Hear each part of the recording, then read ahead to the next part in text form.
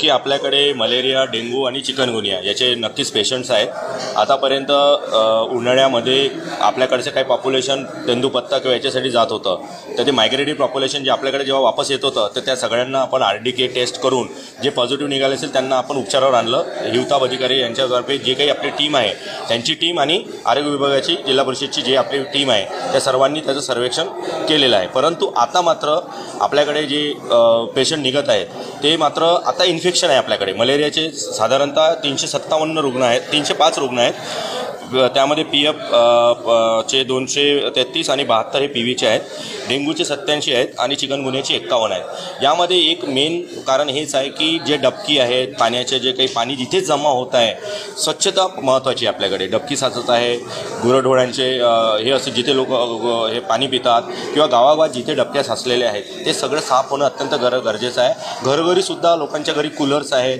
कुंड्या आहेत, टायर असतात ज्यामध्ये पाणी साचलं असते। त्याच्यामुळे ह्या सगळ्या ज्या काही गोष्टी आहेत ह्या जर आपण म्हणजे आरोग्य विभाग तर काम करतच आहेत, परंतु मला जनतेला, नागरिकांना पण एक विनंती राहील की त्यांनीसुद्धा स्वतःची काळजी घेणं अत्यंत गरजेचं आहे। एक तर स्वतःची काळजी म्हणजे आपल्या घरी सगळं जे काही आपलं घर स्वच्छ ठेवावं, त्यानंतर मच्छरदाणीचा वापर करावा, दुसरं आजूबाजूचा जो परिसर आहे तो साफ ठेवावा, पाणी साचू देऊ नये, आणि पाणी जर साचलेलं असेल तर त्यासाठी मलेरिया डिपार्टमेंट ऑलरेडी कारवाई करत आहेत, काही कुठे टेमिकॉस टाकत आहेत किंवा मग गप्पी मासे टाकत आहेत।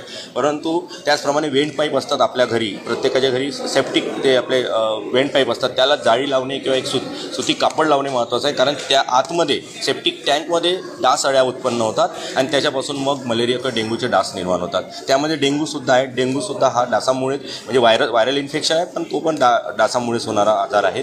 त्याच्यामुळे आरोग्य विभाग तर काम करतेच, पण नागरिकांनीसुद्धा जे आम्ही जे काही आजपर्यंत जाहीर पेपरमध्ये किंवा गावागावात जे काही सर्वेलन्स ॲक्टिव्हिटी सुरू आहेत, सर्वेक्षण ॲक्टिव्हिटी सुरू आहेत, त्या सर्वांनी जर त्या नियमाचं काटेकोरपणे पालन केलं तर नक्कीच आपण याला आळा घालू शकतो। यावर्षी थोडं मलेरियाचं प्रमाण जास्त आहे, पण आपण त्याला नियंत्रणात आणण्यासाठी आरोग्य विभाग तर तत्पर आहेच, पण नागरिकांनी सुद्धा यामध्ये सहभाग द्यावा एवढी नम्र विनंती। अजून सध्या तर तसा नाही आहे, कोणता डेथ नाही आहे, केसेस मात्र निघत आहेत आपल्याकडे।